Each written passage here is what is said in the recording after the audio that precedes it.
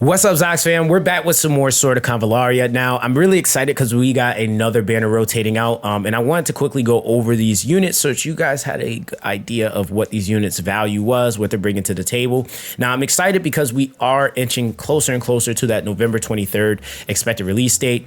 But again, I have to apologize, guys, because I know there's been a little bit of a gap here and there in videos, but I am in the process of moving, and I also had family visiting. It's been a lot of stuff going on, but once I am stationary, which should be around the time of the official release, we should be good. I do have a good chunk of time right now, though, so we are going to be getting as many videos as we can get out leading up to the release.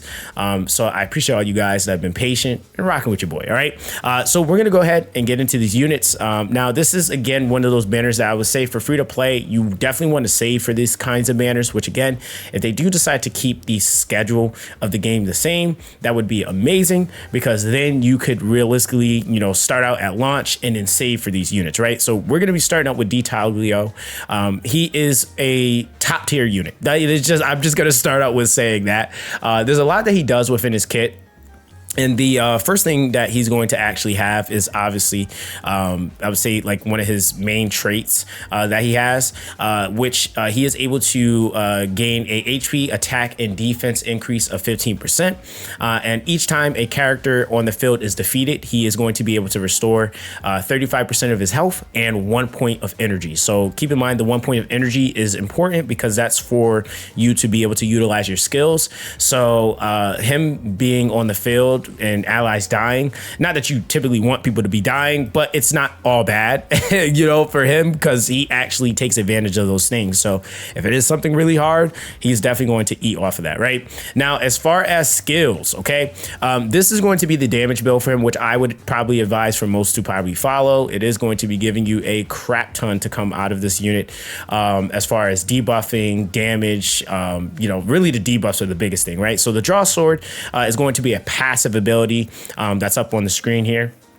So actually, before he uses a melee attack, he's able to do magic damage equal to 40% of the physical attack value that he has. And then if the target has shield, before he actually attacks, he applies a vulnerable debuff, a vulnerable 2 to be more specific.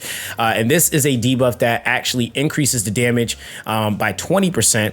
And that is just something that is going to be insane when we're talking about you have anything else on them, like defense break, all that jazz. Like, it's going to be a lot, right? But that vulnerable 2 is going to be insane. So then the next skill that you have here is going to be Dawn. Now, Dawn is going to be a little interesting in its own right, because this is where, like I said, the emphasis of debuffs with him kind of get crazy. So you're going to have some mixed damage here. You're going to be able to cause 40% physical damage to all enemies in a 3x2 area in the target direction. And then with that, you're also going to be able to apply Hill Block. Hill Block is going to be huge for this dude. Now, with that, that's going to last for 2 turns. And then you continue to attack. You also hit with another percentage, 40% of attack value. That also then has like this conversion of magic damage. And then you're going to be able to dispel essentially 2 statuses, I think, off for yourself. So debuff removal, I think, and also a heal block. You cannot go wrong with that. And then, of course, you have the King's Momentum, which is going to be this next ability right here. Now, or actually, no, this isn't King's Momentum. This is for Iria. So for Iria, this is actually a leadership aura that he has. So all allies on the field whose camp is, or who their faction is Iria, they will get an increase in attack of 10%, and their defense will also be increased by 20%. Now, when attacking 3 or more debuff enemies, the damage dealt will be increased by 20%. And that is for your entire party if they share the faction with you. So this is going to be amazing in things like faction wars and stuff like that. And I mean, even if you're just using people on the same composition that are part of that faction, that is going to be absolutely insanity, right? Now, of course, for this ability, and we got to go back to the first ability too, because we didn't actually talk about that one yet, but I saved that one for last because, yeah. But Endless Dawn, Endless Dawn Light, I think this is called. This is actually going to be another skill with mixed damage, which means you're going to have some physical, magical damage in there. You're able to cost 3 times 40% physical damage, and then this is going to be 50% of the physical attack value converted into magic damage to the first enemy in each column in a 3x3 range. And in the target direction, you're also able to knock back 2 spaces, and this also disparates 1 buff essentially, or debuff, right? So that's going to be really, really insane for him, because you're able to cover such a, that's honestly a pretty solid radius from where he's standing. And then on top of that, you're also going to be getting a pushback. So that's going to be super nice. So this guy, like debuff removal or buff removal, hail blocking, damage, he's doing insane stuff. Now, this is also his base skill that you actually start out with. It's called Morning Light. So it is a single target attack that you are actually causing magic damage of 130% of physical attack value. And before attacking, you also are able to cost 2 random attacks to the target.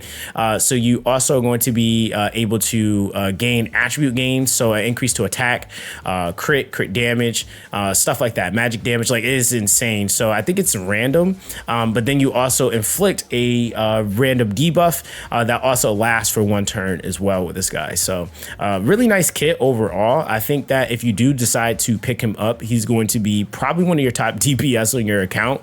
But again, that's just essentially with what he's bringing to the table. Now, there is another unit that is going to be also on banner. Is going to be the Infamous. And now, I'm not really too keen on building too many tanks, but I feel like it's not all bad, because again, Magnus is actually pretty solid, if I'm not mistaken. I think Magnus actually might be decent. Now, actually, no. Magnus is top tier too. Wait, yeah, Magnus is actually top tier. I'm tripping. Yeah, Magnus is actually a top tier tank. Now, the thing is, he has a combination of a few different things, right? Now, quickly, I'll show you guys his base. That's what he looks like in his base. But once we start getting into traits and, all that jazz, this character has a lot, right? So the thing is that his trait that he has is that he is going to be able to, at max, all enemies within a 4 block radius of the target will have their attack and defense attributes reduced by 15%. And when attacking, 40% of the physical defense value is added to the physical attack value. So he is able to scale off of that, which is kind of insane. It honestly makes him kind of crazy. I ain't gonna lie. So it's kind of interesting that 2 top tier units are on the same banner. But I mean, honestly, if you get one or the other, it's not bad, right? Now, the base ability that you're going to be, and actually, I don't even think this is his base. Hold on. Yeah, this isn't his base. I mean, it's not showing his base, oh no, this is his base right here. I'm absolutely tripping. So Mountain Collapse, right? So Mountain Collapse is actually going to be a physical damage ability. So it causes 150% damage. Before attacking the target, it's actually going to inflict something called Hurt. So this is a state when the health value is less than 70%, the damage is reduced by 20%, and the damage received is increased by 20%, right? And then you're also going to have another state inflicted called Isolated. So this is a debuff, making the wearer unable to receive an aura effect from friendly forces. So this actually cancels out those aura effects. Are kind of I would say captain abilities, which is kind of interesting that he can actually cancel that out. So that's kind of insane. But when defeating a target, he is able to restore 2 energy points to himself with this ability. And this is just his first skill, okay? Just the first one, right? Now, going into the next skill that they have here is Giant Throw. This is going to be a physical damage ability that throws the enemy 3 or 4 blocks away from the person that's obviously throwing them, which is Magnus. Now, this is going to be dependent upon the terrain itself, but it's going to cause 70% damage to all enemies within a 1 circle of the target, applying a movement reduction that lasts. It's a move 1 reduction that lasts for 2 turns, right? Now, with that, You also have this ability here, which is going to be the victory cry. So it is a passive ability. So when an enemy within 2 cells of the target is defeated, it would apply to all enemies within 5 cells of the of Magnus, essentially a attack down 2, which is a 20% physical and magical attack reduction, so that friendly forces can obtain a increase to their damage dealt by 20%, and then that lasts for 2 rounds. And then before using Mountain Collapse, which is the base ability that you have, the effect is triggered immediately and can only take effect once per round. Now, the thing about that is that pretty much makes it to where you are, if you kill, you're pretty much giving yourself an immediate 2 energy. So it's just kind of like a mechanical initial proc, which is kind of insane with how they have that set up. And then, of course, for the very last one here, this is going to be a leadership aura that he has. So the will of iron and blood. So all allies on the field whose camp is mountain will increase. So affiliation or faction will increase their attack by 10% and their defense by 20%. Now, this also is going to put them in a state of healthy. So the state when the health value is greater than or equal to 70%. So that's when that is applicable. When the state is, essential, or when this is the case of their state, the damage they take is reduced by 10%, and they are not affected by hurt statuses, which are when their health value is less than 70%, the damage is reduced by 20%, and the damage received is increased by 20%. So again, really solid tankier unit. He can do some DPS too, which makes him even better.